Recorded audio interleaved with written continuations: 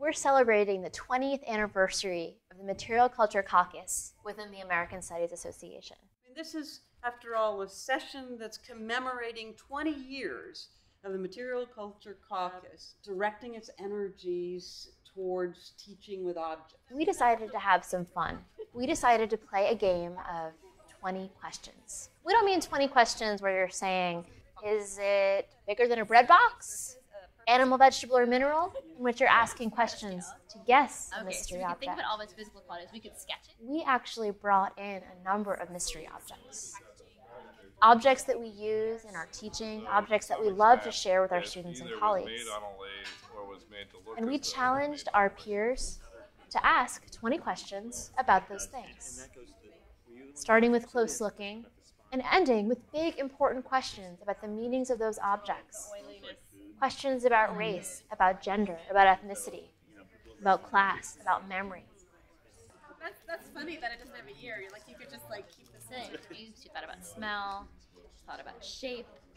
We could figure out how to weight. So yeah, there are 3 ingredients in this. So could we do the kinds of questions that we think about in our lives as scholars trained in American studies? Our objects were French heel protectors, one in black and one in white. Maybe the richest part of the conversation from my perspective is when we were talking about the obvious gender tensions in these things. Material culture is about the relationship between people And how and do you know things. it's about? And how do you know you're supposed to?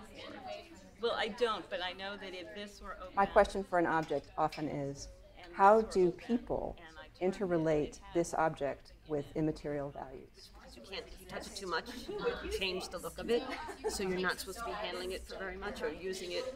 Maybe I think that's a great point. When I look at it, I imagine it would probably be cold, but it's not, maybe because we've all been touching. I really like to think about how one object fits into the larger cultural pattern. Quick thing that you can do is to protect yourself in this era as well, too. What is the value of the object? I don't necessarily mean the monetary value, I mean the cultural value. Who held it to be important? It's worrying her about protecting a floor that maybe she really cares about, you know what I mean? I don't know if it would be like the public's floor that she's worried about, necessarily. Right, vinyl suggests home. Yeah. Right. Would somebody care about this object? Would they keep it? Would they throw it away? Would they keep it for a long time or for a specific duration of time? What is your guess?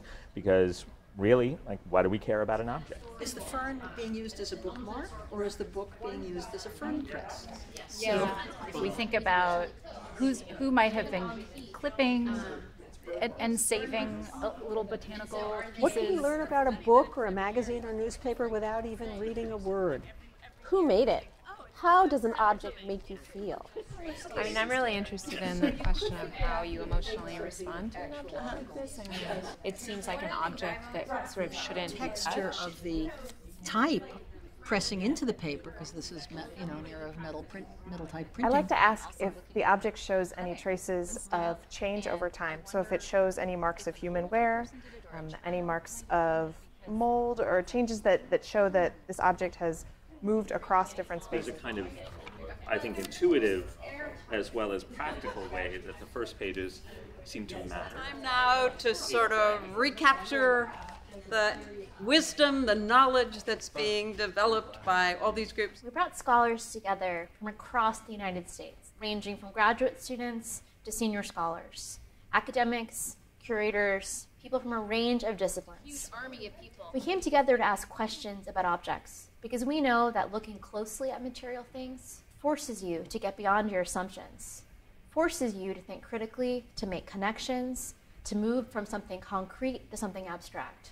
We knew and we know that looking closely at material things can get you to ask the big questions in American studies. The object itself was evocative enough that we just sort of, the questions kind of bubbled up about it. We're just sort of what is this thing? But we weren't systematically working through it, and it still worked really well. I'm a new student to this.